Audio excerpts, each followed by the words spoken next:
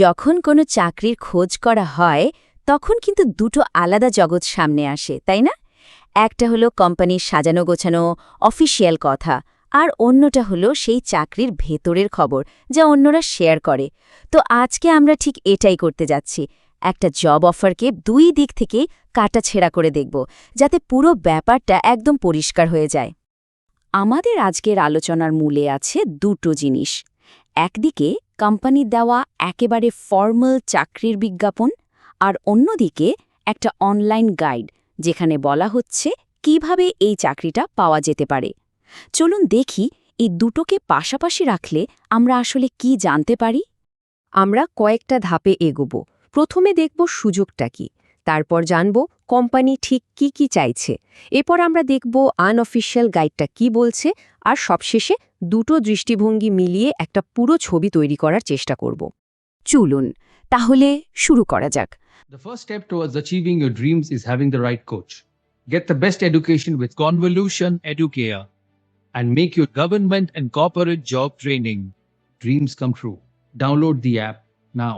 আমাদের আলোচনার কেন্দ্রে আছে ফিনটেক কোম্পানি রেভলিউটের একটা চাকরির বিজ্ঞাপন। ওরা ফিন ক্রাইম টিমের জন্য একজন লোক খুঁজছে। চাকরির বিজ্ঞাপনের এই লাইনটা থেকেই কিন্তু বোঝা যাচ্ছে কাজটা কতটা সিরিয়াস।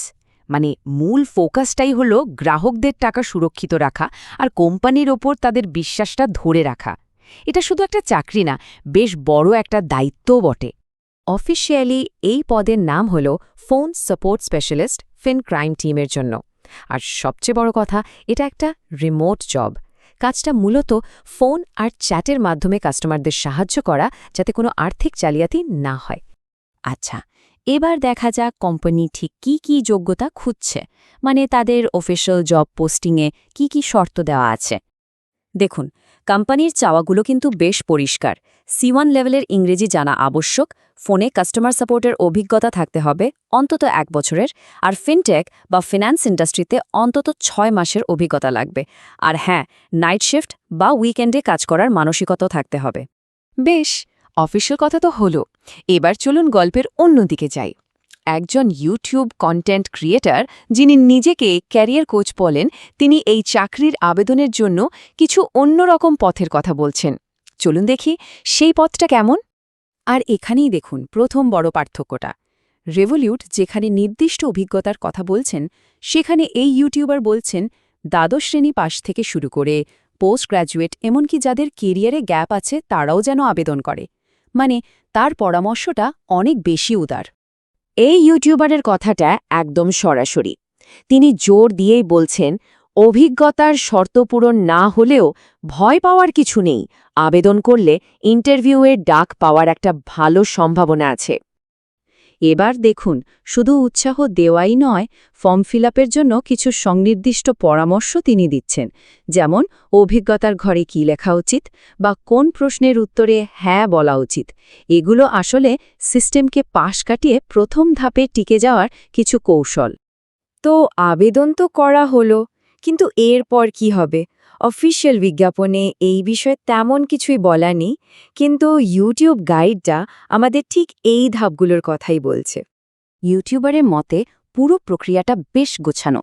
আবেদন জমা দেওয়ার পর একটা কনফার্মেশন ইমেল আসবে, তার 1-2 দিনের মধ্যেই আসবে একটা পরীক্ষার লিঙ্ক। পরীক্ষাটার দুটো ভাগ, একটাতে ইংরেজি আর কাস্টমার সার্ভিস স্কিল দেখা হবে, আর অন্যটায় থাকবে রিজনিং, অঙ্ক আর KYC সম্পর্কিত প্রশ্ন। এটা আবেদনকারীদের জন্য একটা পরিষ্কার রোডম্যাপের মতো। আর যে বিষয়টা সবার আগ্রহের কেন্দ্রে থাকে, বেতন। ইউটিউবারের তথ্য অনুযায়ী এই চাকরিতে মাসে 48,000 থেকে 55,000 টাকা পর্যন্ত বেতন হতে পারে। তবে মনে রাখতে হবে, এই তথ্যটা কিন্তু আনঅফিশিয়াল, কোম্পানির বিজ্ঞাপনে কিন্তু বেতনের কথা বলা নেই। এবার আমরা এমন একটা বিষয়ে আসব যা নিয়ে ইউটিউব গাইডটিতে কিছুই বলা নেই, কিন্তু রেভলিউটের অফিশিয়াল বিজ্ঞাপনে খুব গুরুত্ব দিয়ে বলা হয়েছে, আর সেটা হলো চাকরির নামে প্রতারণা থেকে সাবধান থাকা। একটু ভাবুন তো, আনঅফিশিয়াল গাইডটা আবেদন করার একটা কৌশল শিখিয়েছে, কিন্তু কোন জরুরি তথ্যটা একদমই দেয়নি। এর উত্তরটা কিন্তু যে কোনো চাকরি প্রার্থীর জন্য জানাটা ভীষণ জরুরি। এই জায়গাটা কিন্তু খুবই গুরুত্বপূর্ণ। রেভলিউট একদম পরিষ্কার করে কয়েকটা কথা বলে দিয়েছে, যেমন ওরা চাকরির জন্য কখনো কোনো টাকা চায় না, আবেদন করতে হবে শুধু ওদের অফিসিয়াল চ্যানেলের মাধ্যমে। আর যে কোনো ইমেল আসলে ভালো করে দেখে নিতে হবে সেটা @revolut.com থেকে এসেছে কিনা। এই সহজ কয়েকটা জিনিস মাথায় রাখলেই কিন্তু বড়সড় প্রতারণার হাত থেকে বেঁচে যাওয়া যায়। বেশ, আমরা দুটো দিক থেকেই অনেক কিছু জানলাম। এখন সময় হলো এই সব তথ্যকে এক জায়গায় এনে একটা পুরো ছবি তৈরি করার, যা একজন আবেদনকারীর জন্য সত্যিই কাজের হতে পারে। এই টেবিলটা দেখলেই পুরো ব্যাপারটা জলের মতো পরিষ্কার হয়ে যায়। অফিসিয়াল বিজ্ঞাপন যেখানে নিয়ম আর সুরক্ষার কথা বলছে, সেখানে আনঅফিসিয়াল গাইডটা পুরো নিয়োগ প্রক্রিয়া, বেতন আর আবেদনের কৌশল নিয়ে কথা বলছে। আসলে একটাকে ছাড়া অন্যটা অসম্পূর্ণ। তাহলে মূল কথাটা কি দাঁড়ালো? সফলভাবে আবেদন করার জন্য দুটোই জানতে হবে।